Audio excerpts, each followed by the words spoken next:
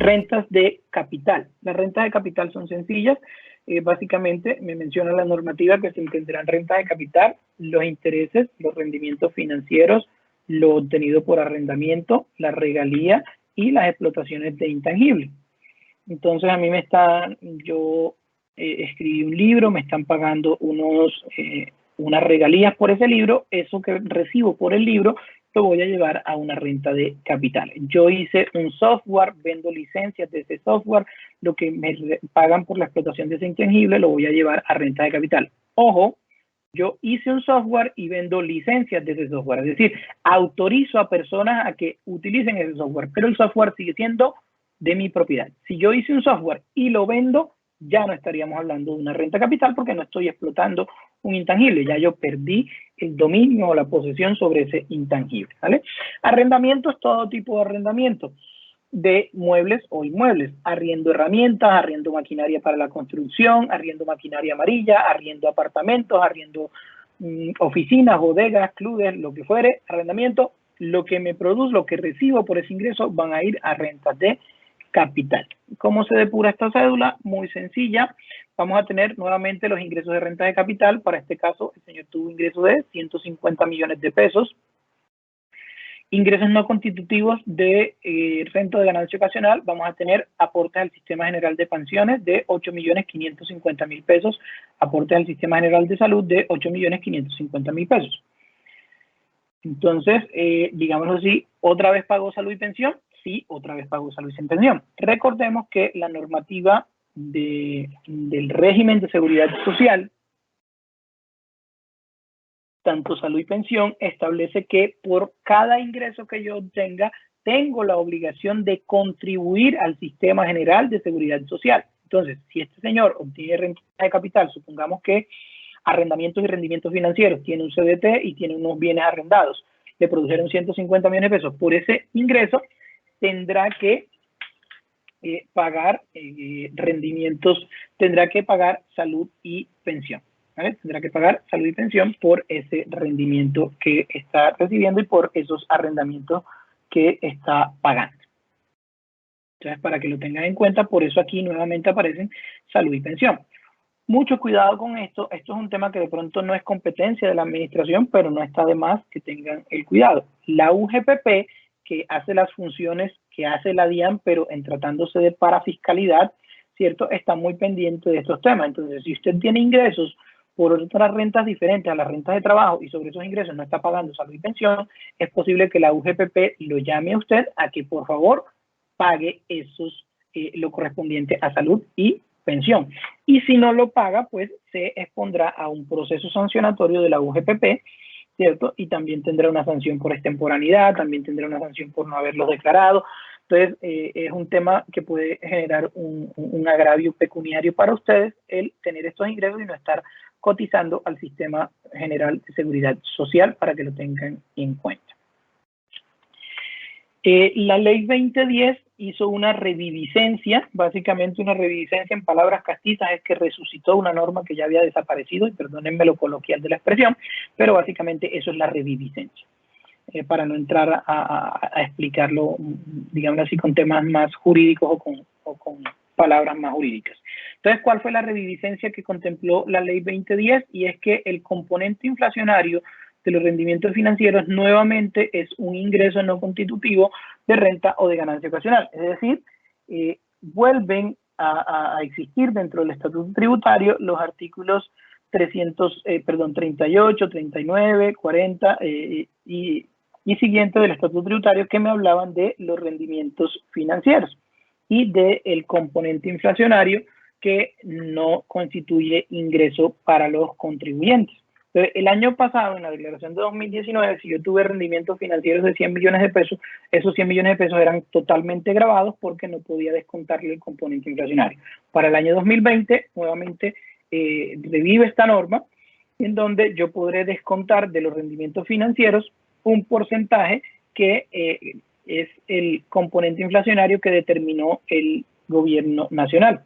Para el año 2020, ese componente fue establecido en el artículo 2 del decreto 455-2021 y estableció el 44.23%. Entonces, es decir, de lo que me produjo a mí un rendimiento financiero, 100 millones de pesos, pues podré llevar como ingreso no constitutivo de renta de ganancia ocasional el 44.23%. En este caso, el contribuyente, digámoslo así, ahí dentro de este valor tiene rendimiento financiero, entonces se llevó como ingreso no constitutivo 5 millones de pesos.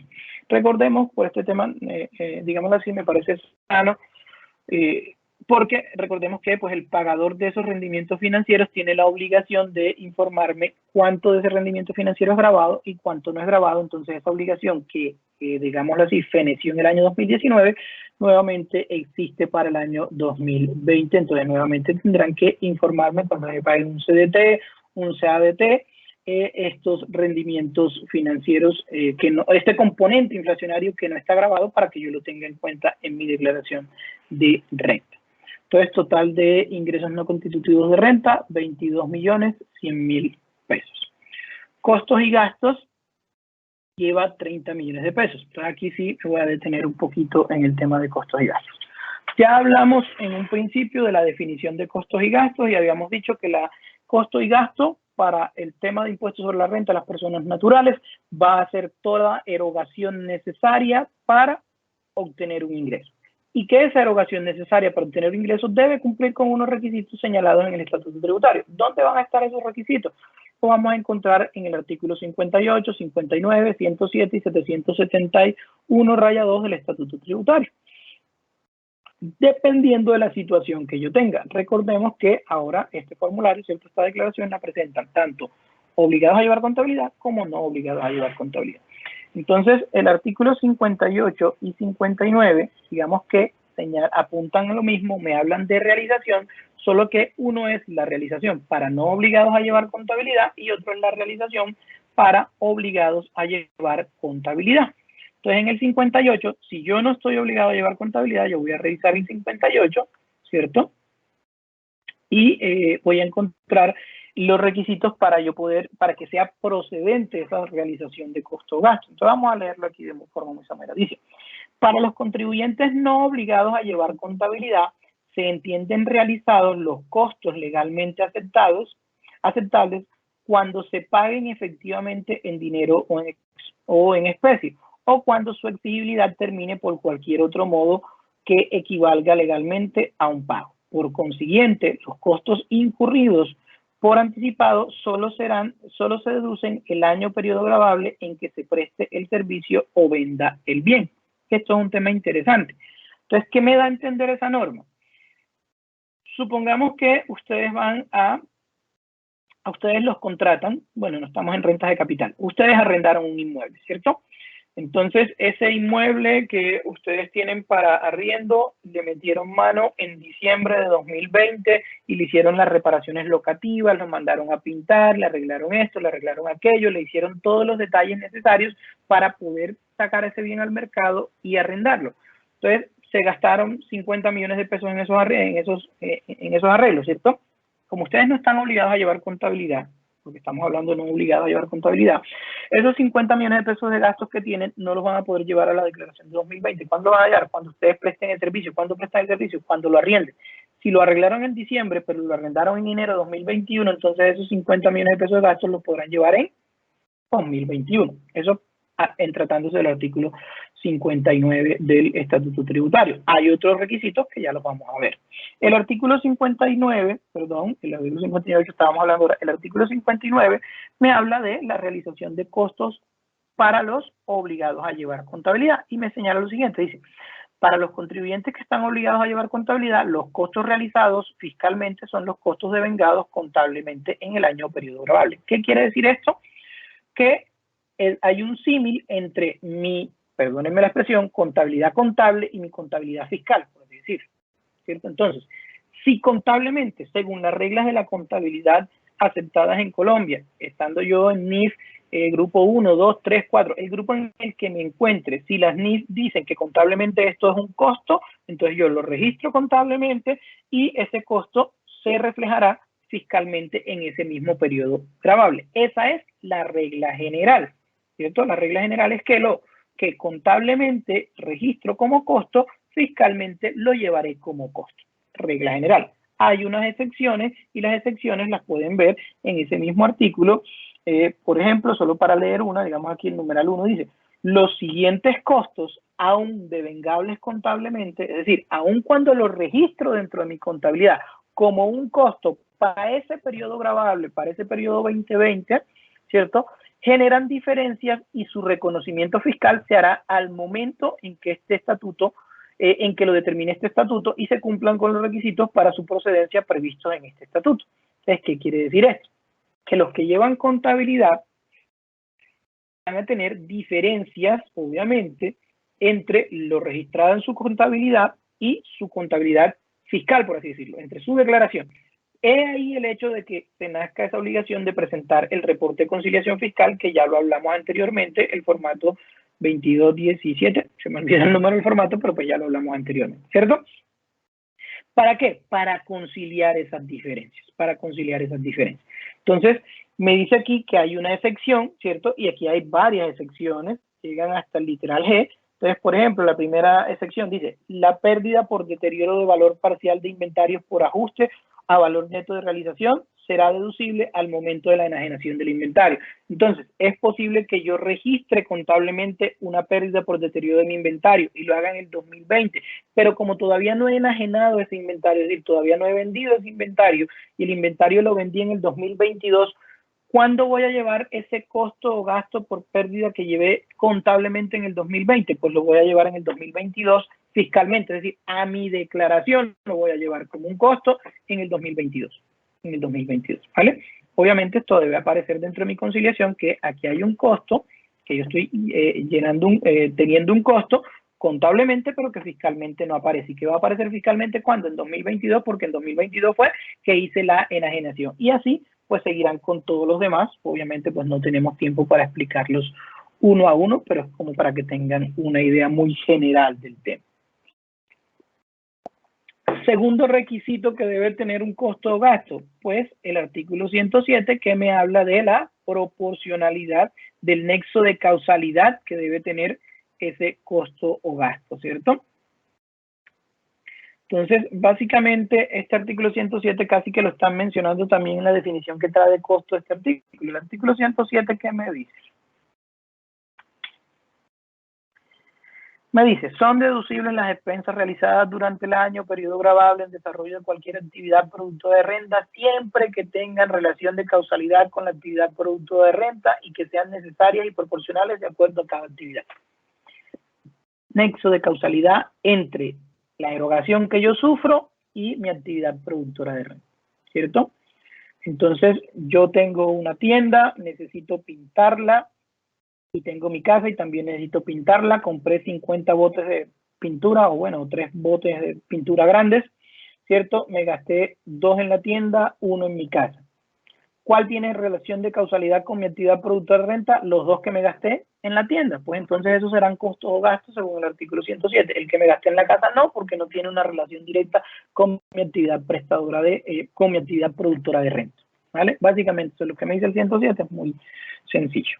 Bueno, en la teoría es muy sencillo, porque obviamente en la práctica tiene sus complejidades de empezar a demostrar la relación de causalidad, ¿cierto? Artículo 771, raya 2. Entonces, el 771, raya 2 me habla de un tema supremamente importante. Es posible que yo tenga un costo o gasto según el artículo 58 y 59, es posible que exista el nexo de causalidad, pero necesito algo muy importante, la prueba. En derecho hay un adagio que dice, dame la prueba y te daré el derecho, ¿cierto? Entonces, eso es básicamente lo que me señala el artículo 771, raya 2. ¿Se acuerdan el apartamento que estábamos hablando que tuve gastos de 50 millones de pesos para ponerlo en arriendo? Ok, ¿dónde están los soportes de ese gasto? Entonces, el artículo 752 me dice que para que procedan esos costos, deducciones o impuestos descontables, yo debo tener, ¿qué? Facturita. que a mí me entreguen factura y esa factura debe cumplir con unos requisitos mínimos señalados en el artículo 617 y 618. O debo tener un documento equivalente que también debe cumplir con unos requisitos señalados en el artículo 617. ¿Cierto? Entonces yo contraté un maestro de obra para que hiciera el empañetado y pintado de mi apartamento, del apartamento que iba a arrendar. ¿Dónde está el contrato? ¿Dónde está la cuenta de cobro que le pasó el maestro? La cuenta de cobro viene numerada. ¿Qué dice la cuenta de cobro? ¿Cumple con los requisitos? Ok, entonces guárdeme esa cuenta de cobro porque esa va a ser la prueba de que usted tuvo ese gasto. Si no tiene esa prueba, a pesar de que haya nexo de causalidad, a pesar de que usted lo haya llevado en los periodos indicados según el 58 y el 59, lastimosamente me toca desconocerle ese costo-gasto. Básicamente esos son los requisitos de costo-gasto, explicando de una forma muy sencilla y muy somera. Entonces, renta líquida de este contribuyente va a tener una renta líquida de 97.900.000 pesos, descontando pues todo lo que había sido ingresos no constitutivos y costos y gastos. Esto que expliqué de costos y gastos no solamente aplica para la renta de capital, también aplica para las rentas no laborales y también aplica para los independientes de rentas de trabajo que quieran llevar costos y gastos. Esos costos y gastos deben cumplir con los mismos requisitos, iguales requisitos. Deducciones que me voy a poder quitar: intereses, préstamos por la adquisición de vivienda. Aquí el señor lleva cero. ¿Por qué lleva cero? Porque sencillo, ya él se hizo esa deducción en la renta de trabajo que vimos anteriormente, que se dedujo 40 millones de pesos. Esa opción suya, si usted se los deduce aquí o si se los deduce allá. La única condición para deducirse, para llevarse una deducción renta exenta, es que usted haya tenido ingreso dentro de esa renta. Si no hay rentas de capital, pues no podrá llevar deducciones aquí. Si no hay rentas no laborales, no podrá llevar deducciones y rentas exentas, ¿cierto?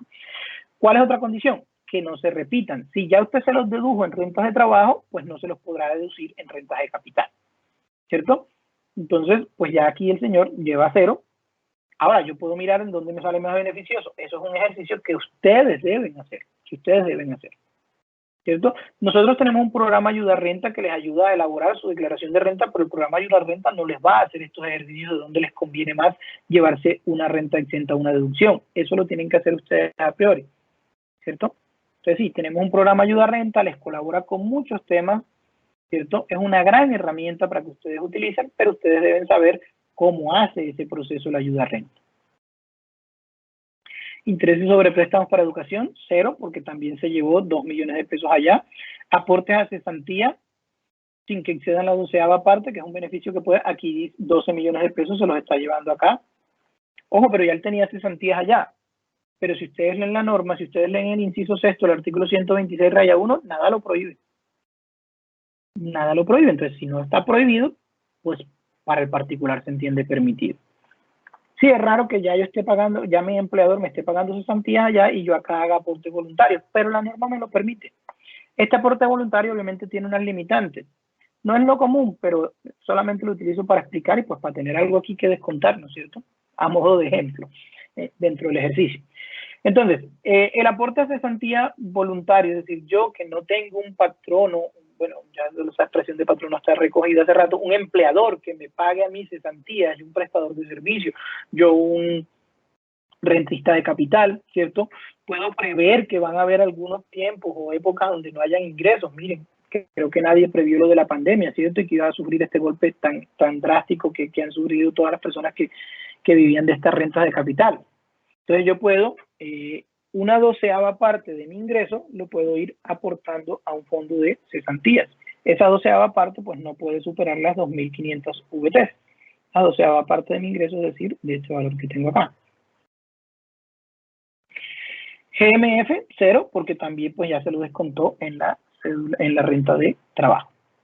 Aportes voluntarios a pensión, como en la que ella no se los había descontado, acá puede llevárselo. Entonces dice que 30 millones de pesos.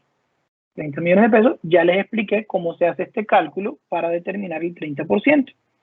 Entonces aquí cambia un poquito la cosa, ¿cierto? Porque para determinar este 30%, él no solamente tendrá que tener en cuenta los aportes a cesantía, los aportes a pensión que hizo por rentas de trabajo, sino que también tendrá que tener en cuenta los aportes a pensión que hizo por rentas de capital. Y si también hizo aportes a pensión por rentas no laborales, pues también los tendrá en cuenta al momento de determinar que no superen este 30%. Entonces, este 30% lo determinaré sumando aportes a pensión de rentas de trabajo, aportes a pensión de rentas de capital, aportes a pensión obligatorios de rentas no laborales, más los aportes voluntarios que haya hecho, más ahora sí la cuenta AFC o de ahorro o fomento a la construcción.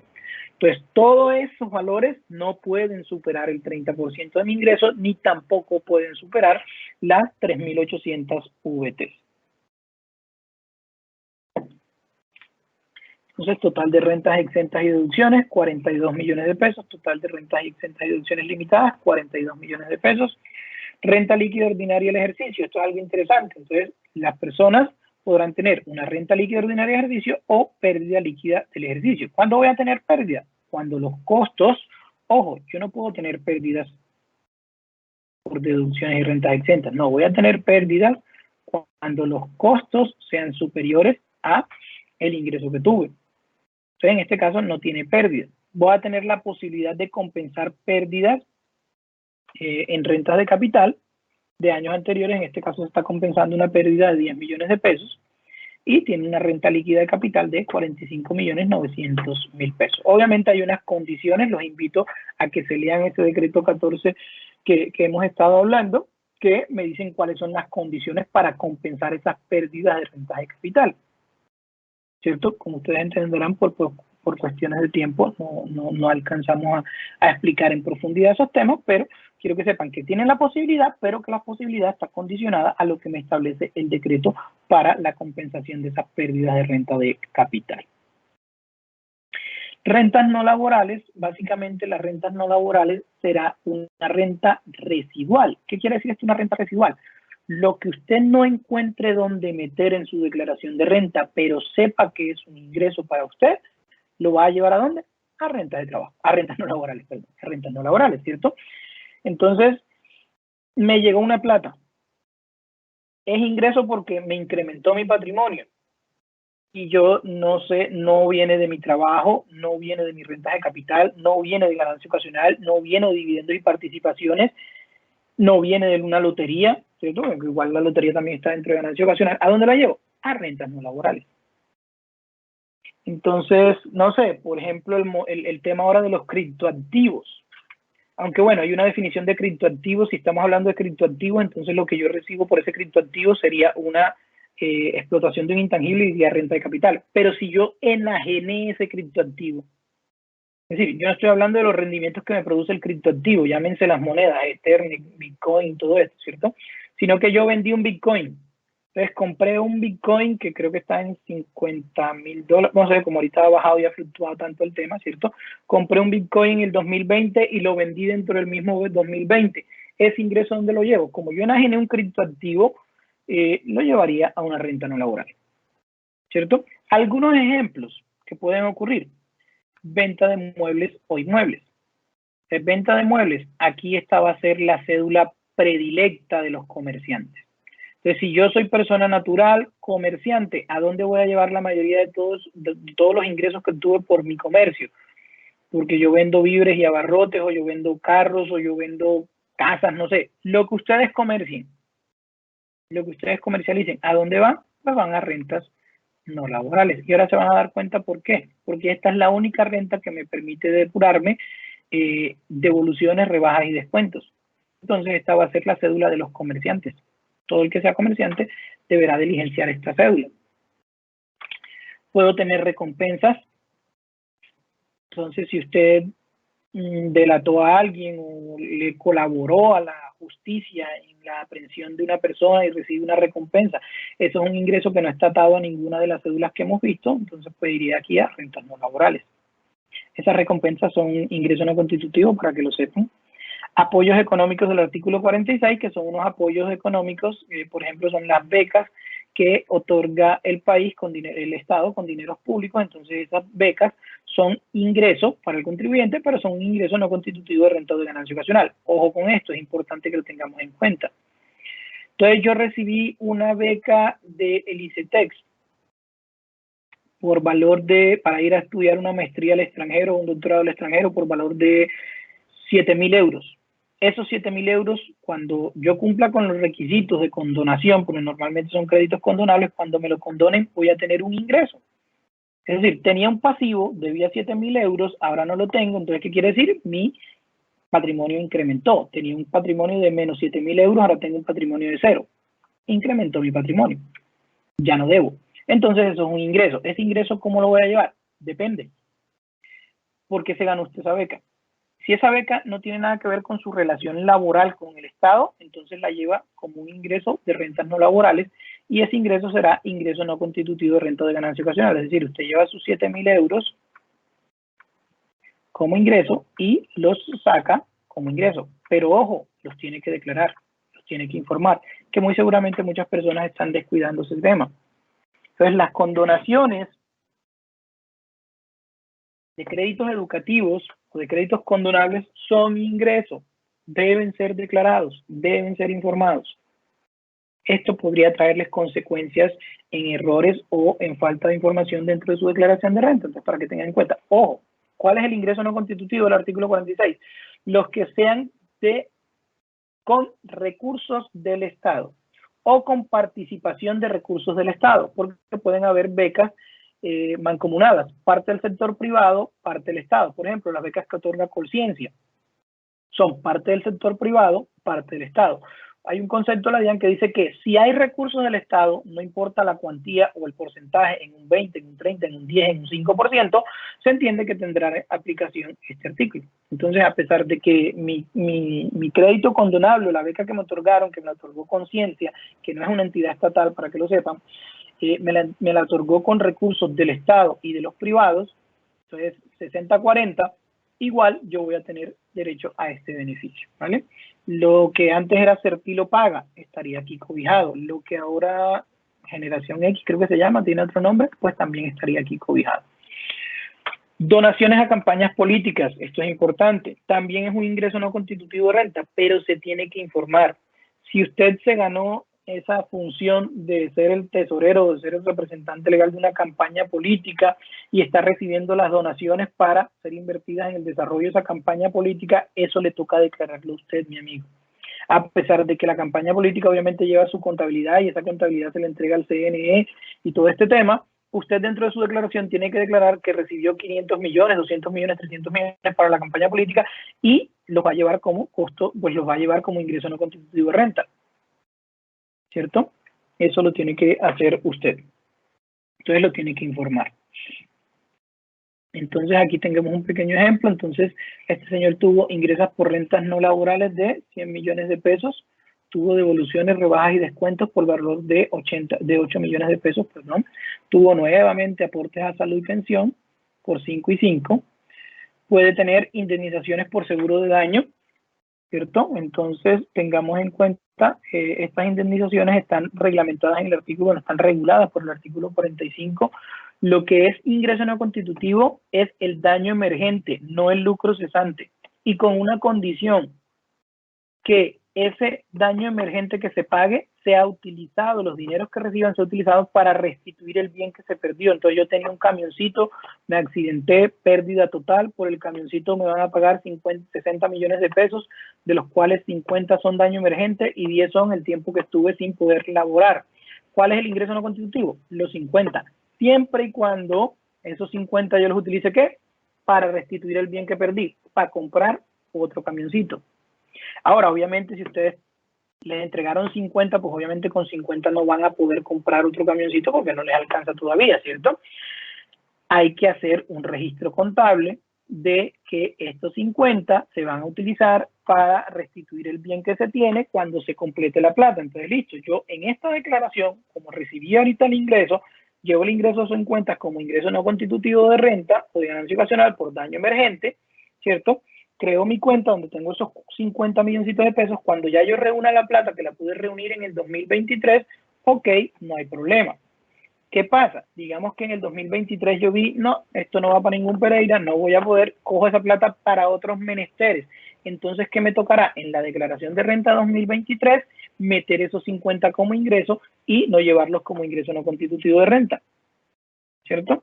digamos que, entre comillas, hacer la recuperación de la deducción. Obviamente no es el término contable que se debe utilizar, solamente lo estoy haciendo como para ejemplificarlo o hacer un símil. Pero básicamente, pues lo que ustedes tienen que hacer es eso. Entonces, contablemente tienen que registrar que tuvieron ese ingreso lo declaran como ingreso no constitutivo, ¿cierto? Pero con la salvedad de que esa plática se va a utilizar en un futuro para esa destinación. Si no se utiliza, entonces lo vuelven a declarar como ingreso grabado. Entonces, total de ingresos no constitutivos, 10 millones de pesos. Gastos, costos y gastos, 30 millones de pesos. Ya hablamos todo el tema de costos y gastos que tenían que tener en cuenta. Cuenta líquida 52. Deducciones, GMF no puede, ¿por qué? Porque ya lo llevó anteriormente, pero pues podría si no lo ha llevado en ninguna de sus cédulas, de las rentas. Si yo nada más tengo rentas rentas no laborales, pues aquí lo puedo llevar. Aportes a cesantía, nuevamente lo lleva, como les comenté, pues la norma pareciera que no lo prohíbe, ¿cierto? Pero solamente lo pongo a modo de ejemplo. Intereses no puede, préstamos educativos tampoco. Miren que aquí en todas aparece también préstamos educativos. ¿Por qué? Porque si ustedes leen el artículo 119, ese beneficio o esa deducción no está limitada o no tiene la salvedad de que tenga una relación de causalidad con mi actividad productora de renta. Es decir, entonces, si yo tengo rentas no laborales y estoy pagando un crédito educativo porque estoy estudiando, igual podré llevarme este beneficio. Es decir, no quiere decir que esta deducción, ni la de crédito, ni la de préstamos para la adquisición de vivienda, intereses, ni la de intereses de préstamo, esté asociada a la actividad productora de renta. Es como el GMF, cualquiera lo puede llevar, independientemente de dónde vengan sus rentas, salvo que sus rentas vengan de pensión o sus rentas vengan de dividendos o de ganancia ocasional. Hay que hacer la explicación. Estamos hablando de la cédula general, ¿vale? Entonces, aportes voluntarios a pensión, tampoco, porque ya lo llevo en la anterior, las otras rentas exentas. Como esta es la renta residual, ¿cierto? Aquí pueden haber ingresos por otros conceptos.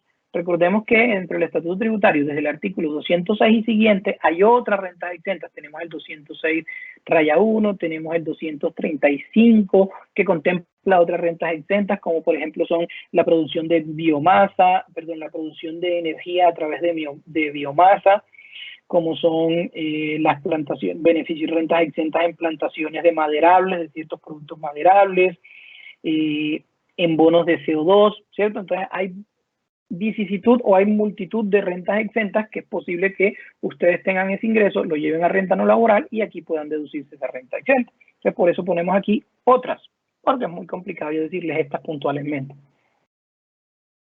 Esta o esta puntualmente, pues los invito más bien a que lean el artículo 235 del Estatuto Tributario y van a encontrar otras que posiblemente ustedes como personas naturales las tengan. Entonces, total de rentas exentas y deducciones, 15 millones. Total de rentas exentas y deducciones limitadas, 15 millones. Ya vamos a aplicar el porqué. Renta líquida del ejercicio, al igual que la otra, pérdida del ejercicio, compensación de estas rentas, ¿cierto? Y renta líquida no laboral, lo que les da al final. Ahora sí, vamos a ver cómo es el tema de cómo calculo las rentas exentas y deducciones imputables limitadas. Entonces, como les decía, la limitante de las rentas exentas es el 40%, máximo 5.400 VT. Entonces, ¿dónde encuentro esto explicado o reglamentado? En el artículo 1.2.1.20.4 del decreto 1625/2016. Entonces me dice, sume todos los ingresos brutos de las rentas que usted tiene, de trabajo, de capital, no laborales, ¿cierto? Perdón. Sume todos esos ingresos. Sume todos los ingresos no constitutivos de rentas de trabajo, de capital, no laborales. Tenga en cuenta las devoluciones, las rentas exentas sin limitante. Y ahí sí, pues a los ingresos, al total de los ingresos brutos de la cédula general, réstele los anteriores. Entonces tenemos que, siguiendo con el ejercicio que veníamos realizando, de ingresos brutos de renta de trabajo tuvo 350 millones de pesos, de renta de capital 150 y de no laborales 100 millones de pesos para un total de 600 millones de pesos de renta, ¿cierto? Si da 600, 3, 1, 1, 5, 6, sí. Entonces, ingresos no constituidos de renta de trabajo, entonces nos tendríamos que ir a cada una de esas casillitas. Entonces, en renta de trabajo tuvo 23.701.000, en renta de capital tuvo 22.100.000 y en rentas no laborales tuvo 10 millones de pesos.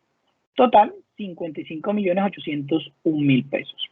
Devoluciones y rebajas tuvo 8 millones de pesos de devoluciones, rebajas y descuentos. Rentas exentas sin limitantes. Acuérdense que este señor, además de que tiene rentas de capital, de que tiene rentas no laborales, tiene rentas de trabajo, y como rentas de trabajo es juez o es magistrado en este caso, el ejemplo, ¿cierto? Entonces tiene una renta exenta sin limitante que la vamos a sacar para el efecto de calcular las rentas exentas limitadas de 150 millones de pesos. Entonces eso me da, al restarle estos valores, ¿qué valores estoy restando? Pues este y este lo estamos restando de estos 600 de acá.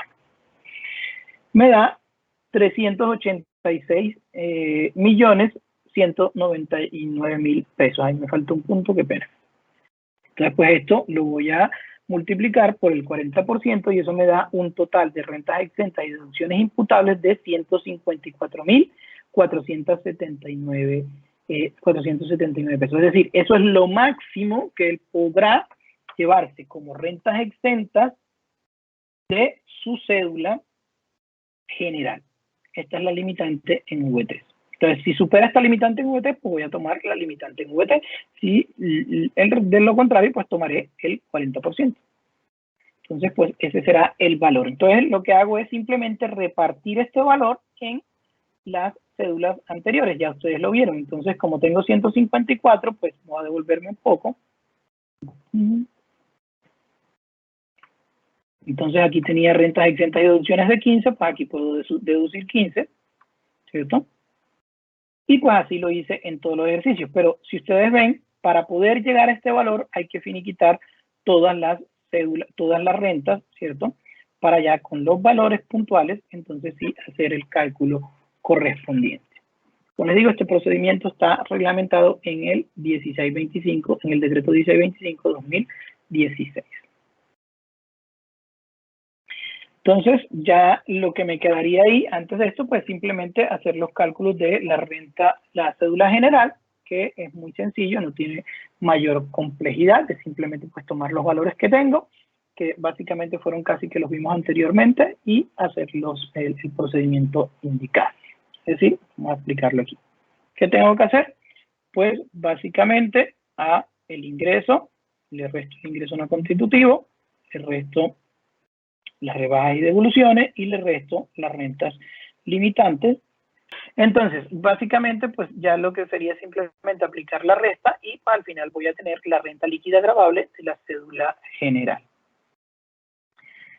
Cédula de pensiones, muy sencillita. Artículo 337 me dice que son ingresos de la cédula de pensiones por los provenientes de pensión de invalidez, pensión de jubilación, pensión de vejez, pensión de riesgos laborales, pensión de sobreviviente.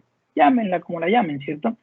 Entonces, si es por invalidez, si es por jubilación, si es por vejez, si es por riesgos laborales, si es por sobreviviente, todo eso es pensión. Y estas dos, que digámoslo así, son como las más particulares, que es lo que se conoce como devolución de saldos de ahorro pensional e indemnizaciones sustitutivas de pensión. Cuando estamos hablando de una devolución de saldos de ahorro pensional, estamos hablando de los que hacen parte del régimen privado, lo que se conoce como el RAIS, régimen de ahorro individual con solidaridad, que no llegaron a la meta de pensionarse, entonces, pues, ¿qué se les hace? Se les devuelve su saldo con los rendimientos financieros. ¿A dónde van a llevar ese valor? A la cédula de pensión. ¿Qué estamos hablando de indemnización sustitutiva? Lo mismo que ocurre, pero en el régimen público, ¿cierto? Donde pues yo no llegué a las semanas cotizadas, a las 1000 y tantas semanas cotizadas, ya tengo la edad para pensionarme, ¿cierto? Entonces lo que me dan es una indemnización sustitutiva de pensión. Eso también lo vamos a llevar a la cédula pensional. Aquí hay un tema importante y es que ustedes no pueden perder de vista el numeral, el parágrafo tercero del artículo 206. El parágrafo tercero del artículo 206 me dice lo siguiente: para tener derecho a la exención consagrada en el numeral 5 de este artículo, el contribuyente debe cumplir con los requisitos necesarios para acceder a la pensión de acuerdo con la Ley 100 de 1993. ¿Qué quiere decir esto? Pues vamos a ver el numeral 5. El numeral 5 lo que me dice es que la pensión de jubilación, invalidez, vejez de sobreviviente, riesgos profesionales, hasta 1997 y a partir del 1 de enero de 1998 estará grabada solo en la parte del pago mensual que exceda 1000 VTs. Es decir, lo que esté por debajo de 1000 VTs es exento. Entonces, para tener yo ese beneficio, debe ser una pensión otorgada bajo la ley y la normativa colombiana. Eso es lo que me dice el parágrafo quinto. ¿Qué quiere decir? Que si yo soy pensionado del exterior, esa pensión que yo recibo acá en Colombia será grabada en un 100%. O sea, no tendrá el beneficio de renta exenta.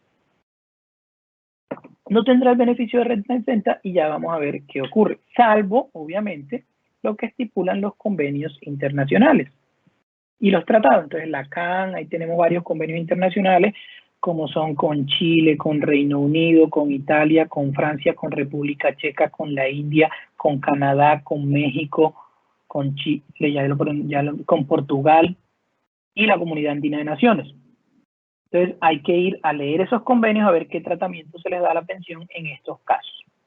Y es que la pensión proviene de alguno de esos países. Ojo, los convenios que estén ratificados, porque de los que le mencioné que más o menos son unos 11 o 10, no todos están ratificados, algunos todavía están en discusión. ¿Cuándo entra en plenas potestades un convenio? Cuando es ratificado por una ley de la República. Entonces, la cédula de pensiones es muy fácil de depurar, simplemente tomo el ingreso total de mi pensión, 50 millones de pesos, 60 millones de pesos, ¿cierto? ¿Qué le puedo descontar? Única y exclusivamente el aporte obligatorio de salud. Es lo único que puedo descontar.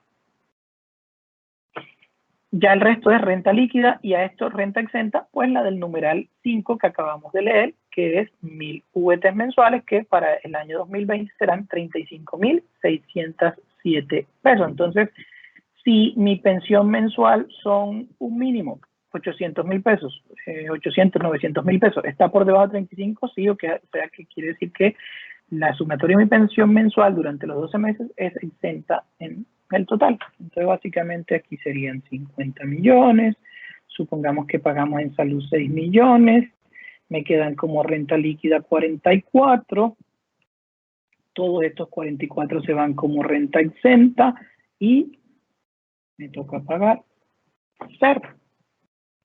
¿Qué es lo interesante como para que puedan saber que a veces causa confusión en las personas?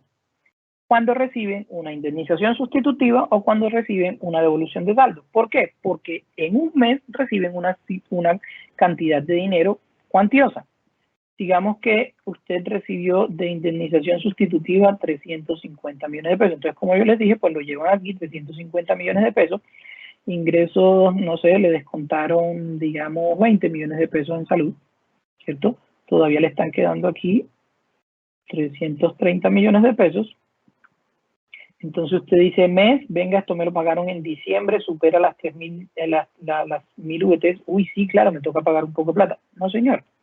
Pues la norma dice, venga, se coja la indemnización sustitutiva, la devolución de saldo, multiplícala por el número de meses al cual corresponde. ¿Qué quiere decir esto? A usted le van a dar una indemnización de 350 y dicen, venga, esto corresponde a las X cantidad de semanas cotizadas que equivale a, qué sé, pongamos un número aquí, 29 meses.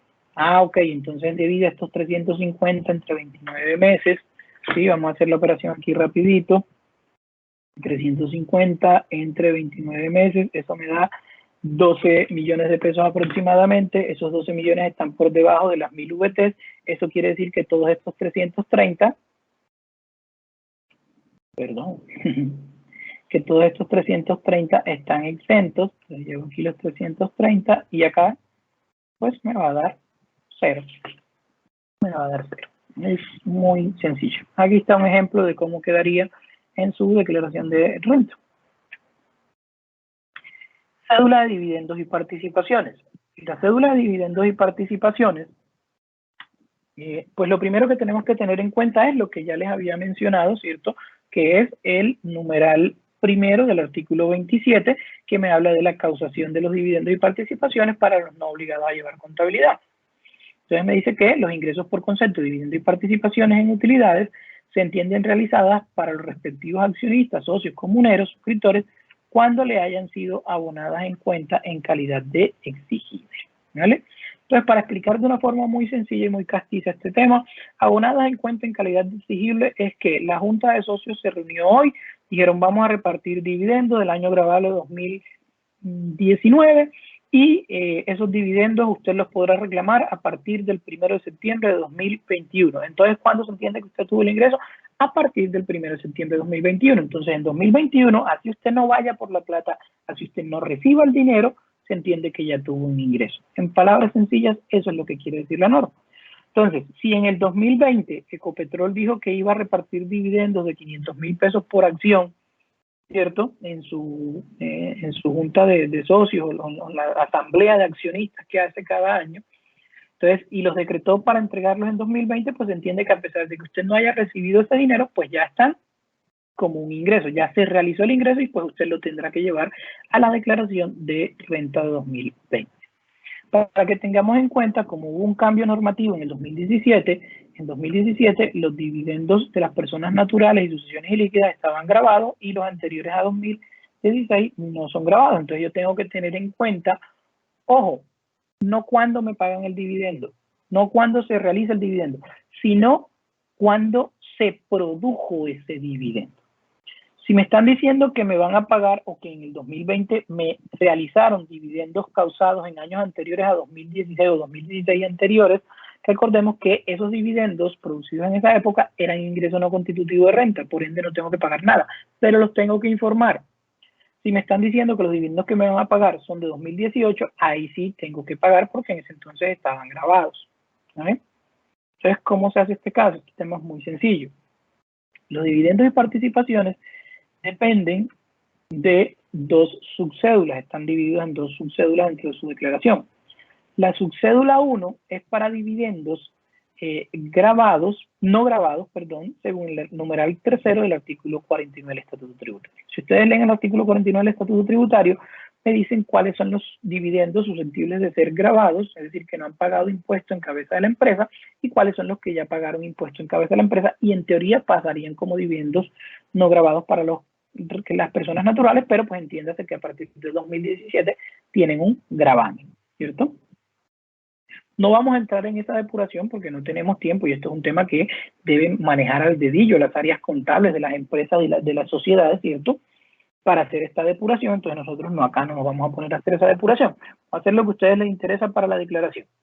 Ustedes tienen que saber que entonces ese dividendo que en teoría, según el numeral tercero del artículo 49, no está grabado, ¿qué voy a hacer yo? Me pagaron 50 millones de pesos. Vamos aquí, 40, para hacerlo más sencillo. Entonces me pagaron 40. ¿Qué voy a hacer yo con estos 40? Pues sencillo. Estos 40 millones de pesos los convierto en VT, los llevo a la nueva tablita. Ojo, tenemos una tarifa diferente aplicable para 2020, una tabla que la vamos a encontrar en el inciso primero, el artículo 242 del Estatuto Tributario, y me dice que de lo que supere las 300 VTs, que para el año 2020 son 10.682.000 pesos, se va a pagar el 10%. ¿Cómo se calcula? Así. Entonces, los 40 los convierto a VT, el resto los 300 lo multiplico por el 10 y ese es el valor que me toca a mí pagar de impuestos. ¿No? Así de sencillo. Es muy práctico. ¿Qué pasa con los dividendos que me entregaron a mí, que me repartieron a mí, pero que no han pagado todavía impuestos en cabeza de la empresa? Es decir, los que aparecerían en el parágrafo 2 del artículo 49. Entonces, en ese caso, ¿qué me toca? Pues a mí me toca, digámoslo así, subrogar esa obligación de la empresa. Yo voy a entrar a pagar eso que no pagó la empresa. Entonces voy a mirar de cuándo es ese dividendo, cuál era la tarifa general aplicable para ese dividendo según el artículo 240, que tiene las tarifas para las personas jurídicas, ¿cierto? Que para el año 2020 está en el 31%, perdón. Será del 32% para el 2020, para el 2020, entonces mirar las legislaciones anteriores, ¿cierto? Vamos para 2019, supongamos que fue un dividendo de 2019, la tarifa en 2019 era el 33%. Entonces, ¿qué tengo que hacer yo? Si me entregaron esos mismos 40, ¿cierto? Supongamos, pero, ojo, de dividendos que no han pagado impuestos en cabeza de la empresa, entonces pues los multiplico por el 33, que era la tarifa de la empresa, ¿cierto? Entonces aquí hagamos la operación rapidito, 40 por el 33%. Me toca pagar a mí 13.200.000 pesos. Así, ¿cierto? Y lo restante, entonces a esos 40 le resto los 13.200.000, me da 26, ¿cierto? Entonces estos 26.8 que me da, ¿a dónde los llevo? Acá. A esta tabla. Entonces, la misma operación que hicimos ahora, lo que supere las 10.000 VT, perdón, los 10.682.000 pesos, que son 300 VT para el año 2020, lo resto, lo multiplico este valor, lo resto, lo que me da lo multiplico por 10 y eso me da el valor que tendré que pagar, ¿vale? Tendré que pagar. Entonces, básicamente así es la depuración. Miren, aquí hay un ejemplo muy sencillo. Entonces, este contribuyente para el año 2020 recibió 50 millones de pesos de dividendos que fueron utilidades producidas en años 2016 y anteriores. Entonces los llevo aquí, 50 ingresos no constitutivos de renta, sobre eso no pago porque en ese entonces no estaban grabados. ¿Sobre qué tendré que pagar? Subcédula 1, 40 que recibí, que ya pagaron impuestos sobre la empresa, entonces simplemente será aplicar la tabla del 241. Y 30 millones de pesos que tengo que aplicar la tabla que el procedimiento que les comenté. El sistema lo hace, pero es bueno que ustedes sepan qué es lo que tienen que hacer, ¿cierto? Entonces, estos 30 los multiplico por la tarifa que era, el 33, lo que me reste, lo que me quede, le resto lo que ya pagué del 33, lo llevo a la tabla y me da un valor a pagar, pues toda la sumatoria de eso será lo que yo tendré que pagar. Básicamente esa es la operación que se tiene que hacer. Es muy sencilla y normalmente esto debe venir certificado por su pagador. La persona que le pagó dividendos le tiene que decir, mire, estos dividendos son de 2016, estos dividendos son de 2017, ya pagaron impuesto en cabeza a la empresa, estos dividendos que te estoy pagando no han pagado impuesto en cabeza a la empresa, entonces te tocaría a ti asumirlo. Es muy raro que una sociedad entregue dividendos que no han pagado impuesto en cabeza a la empresa, pero pues puede ser a solicitud de los socios. Necesito la plata, ¿cierto? Entonces, pues por eso se puede llegar a esas decisiones. Renta presuntiva. La renta presuntiva la vamos a encontrar contemplada en los artículos 188 y siguientes del Estatuto Tributario y también va a estar regulada o reglamentada por el decreto 1435/2020. Entonces, para tener en cuenta, hubo unos cambios al artículo 188, unos cambios interesantes. Lo voy a decir por qué es interesante. Si ustedes, uno podría decir que a hoy, 2020, la renta presuntiva es del 0.5%. Y es cierto, pero es como condicionado. Si ustedes ven la modificación que le hizo la ley 2010 al 188, no ha desaparecido la retención, la tarifa de renta presuntiva en el porcentaje del 3.5. La norma dice lo siguiente: para efectos del impuesto sobre la renta se presume que la renta líquida del contribuyente no es inferior al 3,5% de su patrimonio líquido en el último día del ejercicio grabable inmediatamente anterior. El porcentaje de la renta presuntiva al que se refiere este artículo se reducirá al 0.5% para el año 2020 y al 0% a partir del año 2022. Esto quiere decir que en cualquier reforma tributaria, pues si se quita ese inciso, vuelve y aparece nuevamente la renta presuntiva al 3.5%. Entonces, por eso aquí hago la salvedad. El porcentaje para 2020 es 0.5, a partir de 2021, como están las cosas hoy, será el 0%. Yo no sé mañana, como dice la canción, ¿cierto? Una excepción: las personas que se acogieron al régimen simple no tienen que tributar bajo el sistema de renta presuntiva, no tienen que calcular la renta presuntiva. ¿Cómo se calcula? Muy sencillo. El procedimiento lo voy a encontrar en el artículo 189. Traje las más comunes, no son todas, por eso aquí dice otras más del 189.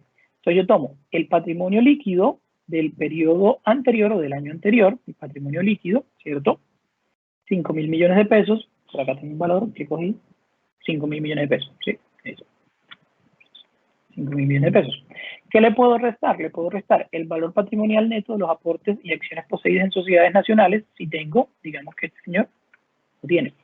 Valor patrimonial neto de los bienes afectados por hechos constitutivos de fuerza mayor o caso fortuito, si existieran. ¿Se acuerdan de la ola invernal que hubo como en el 2012, 2011, que el Estado sacó un decreto de todo este tema? Entonces, bueno, ese podría ser un caso. Es muy sui generis este tema. ¿Okay? Valor patrimonial neto de los bienes vinculados a empresas en periodo improductivo. El señor tampoco tiene. 19.000 VT de los activos del contribuyente destinados al sector agropecuario. Ojo, yo tengo una finca, pero si es mi finca de recreo, no aplica. Si es una finca que está haciendo proyectos agropecuarios, entonces sí aplica, para que tengamos en cuenta. Las primeras 8.000 VT de la vivienda de habitación, sí es posible que lo tenga. Y otras más que están dentro del 189, que para que ustedes las examinen, ¿cierto? Más la renta gravable generada por activos exceptuados, es decir, aquí le tendré que incluir, si es que yo tenía una omisión de activos, pues la tendré que tener en cuenta aquí e incluirlo. Todo esto pues lo multiplico por el 0.5% y en teoría ahí me da la renta presuntiva, pero aquí hay un continuará, todavía no es así el ejercicio. Por eso les dije que estaba regulada por el decreto, porque tenemos que tener en cuenta el decreto. El decreto me establece otro procedimiento más. ¿Y en qué consiste este procedimiento? Consiste en depurar de la renta presuntiva las rentas exentas que también fueron depuradas de la renta líquida gravable, ¿cierto? Entonces, ¿cómo vamos a hacer ese procedimiento? Es muy sencillo. Más números se ve enredado, pero es muy sencillo. Es simplemente, vamos a calcular el porcentaje de participación de mis rentas exentas en el total de rentas exentas y deducciones, ¿cierto? Entonces yo tuve, por ejemplo, solo vamos a explicarlo aquí en rentas de trabajo, yo tuve rentas exentas y deducciones totales sin ninguna limitante de 250 millones de pesos. De esos 250 millones de pesos, que son rentas exentas y deducciones, tenemos las rentas exentas. ¿Las rentas exentas cuántos fueron? 187.320.000 pesos. ¿Cuánto es el porcentaje de participación de este valor en este? Sencillo, el 75%. Mismo procedimiento lo hice en todos. Entonces, esos valorcitos, estos porcentajes de participación, me sirven para calcular el porcentaje aplicado a las limitantes. Entonces, paso 2, cálculo de renta presuntiva. Entonces, este señor tuvo una renta, tiene un patrimonio líquido después de hacer las depuraciones anteriores que vimos de 5.000 millones de pesos. La tarifa de la renta presuntiva, ¿cierto? La base, el porcentaje de la renta presuntiva para el 2020, 0,5, le da 25 millones de pesos de renta presuntiva. ¿Esta es su renta presuntiva que va a llevar a la declaración? No, todavía no. Hay que descontarle lo que les acabo de mencionar. Paso 3, entonces cojo las rentas exentas y deducciones ya con la limitante, que fueron las que ustedes vieron, ¿cierto? Y lo multiplico por el porcentaje de participación. Esto me da que en rentas exentas y deducciones limitantes, las rentas exentas tienen una participación de 72 millones de pesos, en las rentas de capital de 30 y en las rentas no laborales de 10. La sumatoria de todos estos valores me da unas rentas exentas de 112 millones de pesos, más o menos aproximadamente, ¿cierto? Lo cual se lo voy a restar a la renta presuntiva. ¿Esto qué me da? Negativo. Entonces quiere decir que su renta presuntiva aquí es, como yo no puedo poner valores negativos, voy a poner, qué pena, con la mano sudada, 0. Entonces, ¿por dónde liquida este señor? Por la renta líquida cedular. Sigue por su renta líquida cedular. No se va a meter con la renta presuntiva. Pero si ustedes ven, a pesar de que en mi declaración aparece 0 en renta presuntiva, no es que yo no calcule la renta presuntiva. Yo sí la calculé, solo que me da un valor negativo, ¿cierto? Entonces no vayan a poner 25 de una, porque no sería 25 de una. Tienen que hacer este procedimiento. Ganancias ocasionales. Las vamos a encontrar reguladas del artículo 229 y siguientes del Estatuto Tributario, ¿cierto? Entonces, ¿cuáles son los hechos generadores de ganancia ocasional? Vamos a encontrar utilidad en la venta de activos fijos poseídos por más de 2 años. Entonces, entiéndase, cualquier activo fijo, puede ser un mueble o un inmueble. Lo importante es que sea parte de mi activo fijo y que lo haya poseído por más de 2 años, ¿cierto? No es la venta de casas, como uno piensa normalmente, o de inmuebles, no. De activos fijos.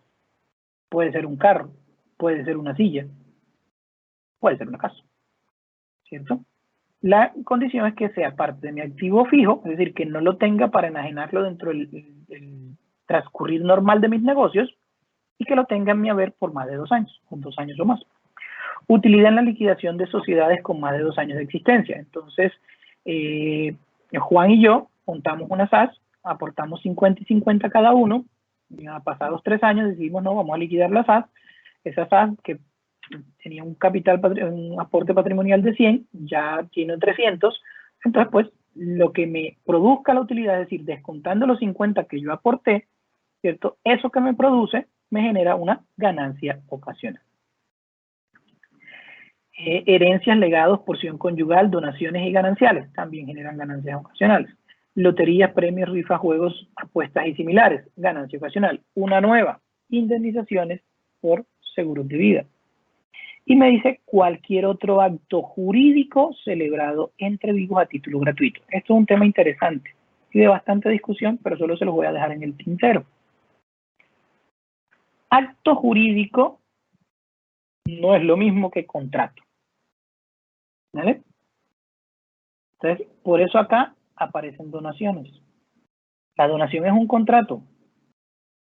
Un contrato donde hay una parte que entrega un bien a título gratuito, pero hay otra parte que tiene que recibir el bien. Yo puedo rechazar una donación.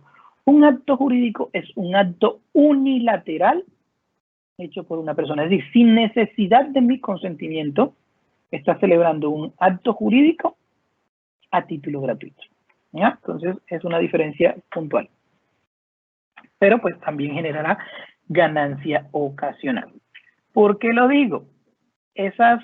Hay que investigar, ahorita están utilizando mucho esa figura de la fiducia civil para evitarse los procedimientos de sucesión y puede que esa fiducia civil no sea tan buena como digan ustedes como para no tener que pagar la ganancia ocasional por herencia ni nada de eso. Se los dejo en el tintero para que la eximen.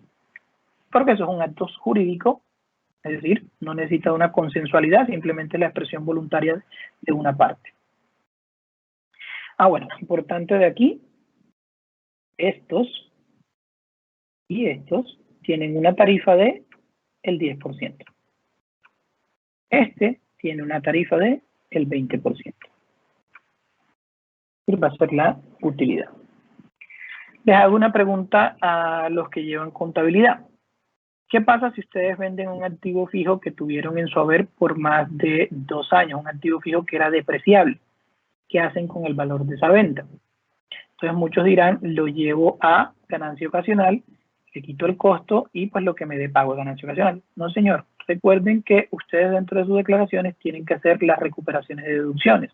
Y hay una recuperación de deducción por depreciación. Entonces lo primero que ustedes tienen que hacer es, ojo, de la utilidad que produjo esa venta, hacer la recuperación por deducción de depreciación en rentas no laborales. Y lo que les quede sí lo llevan a ganancia ocasional, para que tengan un poco en cuenta ese tema. Y mucha gente no lo hace de pronto por desconocimiento de que tienen que hacer esa recuperación de deducciones. Obviamente pues los contadores lo conocen, pero pues los que llevan empíricamente sus contabilidades o lo hacen, es posible que lo desconozcan.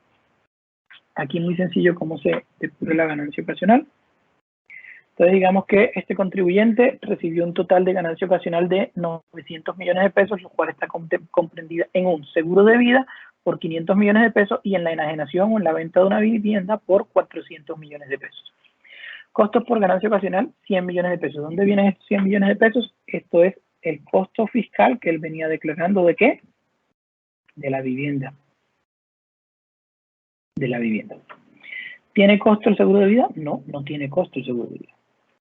Gananciales no tiene derecho a un ingreso de renta de ganancia ocasional exento o no grabado, que es la indemnización por seguro de vida, que la van a encontrar, si no estoy mal, en el artículo 303, falla 1, que es un nuevo articulito, como les dije, que lo habían creado. Perdónenme, corroboro la información.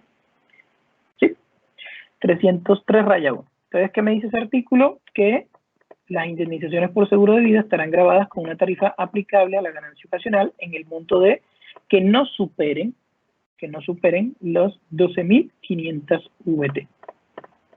¿Cierto?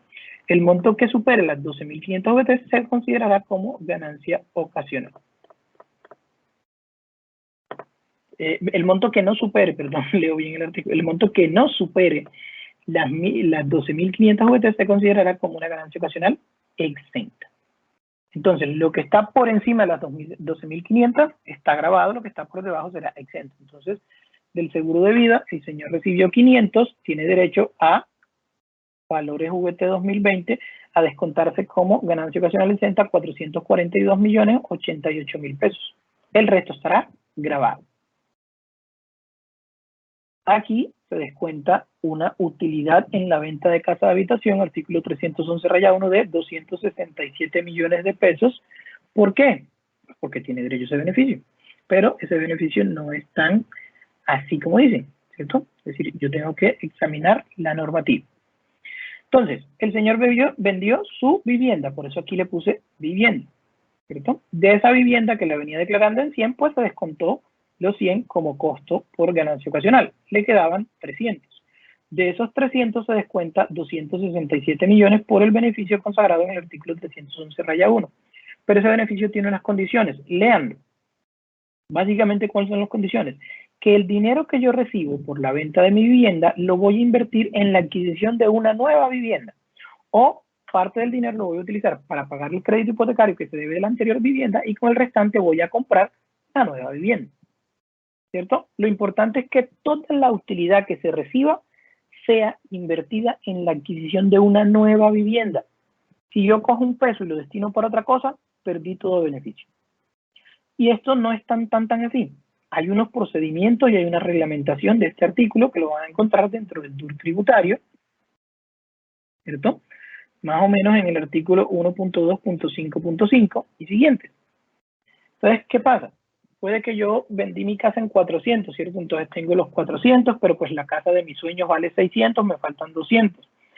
Entonces, para yo tener este beneficio y poderme descontar estos 2 millones, estos 267 millones, que son el máximo para el 2020, que son 7.500 VTs, entonces yo, como no voy a comprar la casa inmediatamente, tengo que antes, ojo, antes de ir a celebrar el contrato, es decir, a hacer la escritura pública donde voy a enajenar mi casa, tengo que crear una cuenta AFC y en la escritura pública decirle al señor notario, bajo la gravedad de juramento, que estos dineros que me van a entregar van a ser depositados en la cuenta AFC, tal, mientras yo consiga el restante para comprar la casa de mis sueños que vale 600 millones de pesos.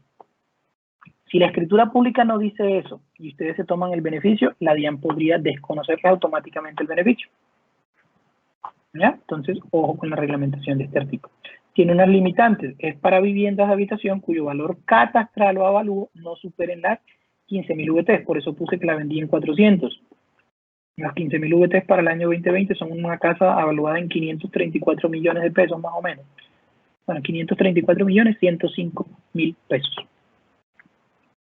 Entonces, si el señor cumple con todos esos requisitos, entonces, listo, se puede deducir 267 millones de pesos.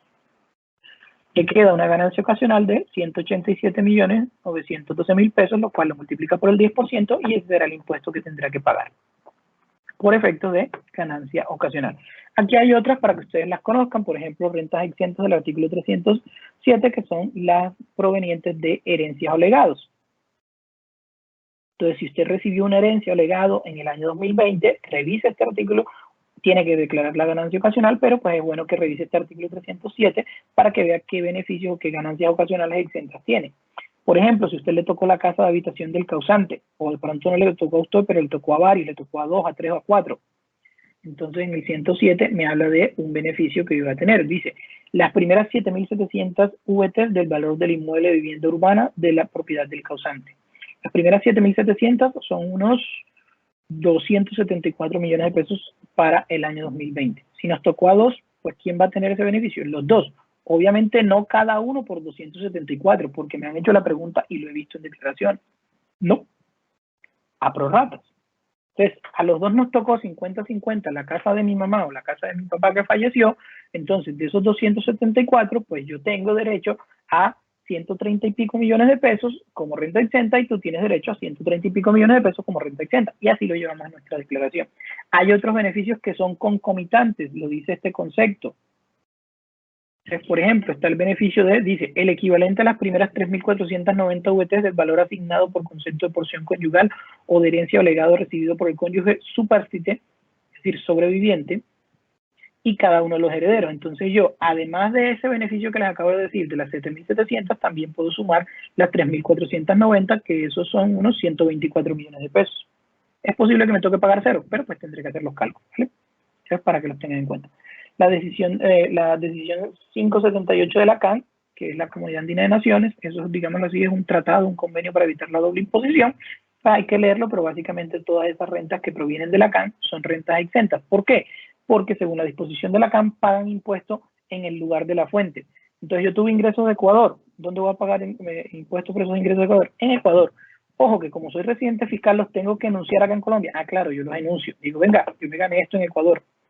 es renta exenta en cualquiera de las cédulas que hemos visto, ¿vale?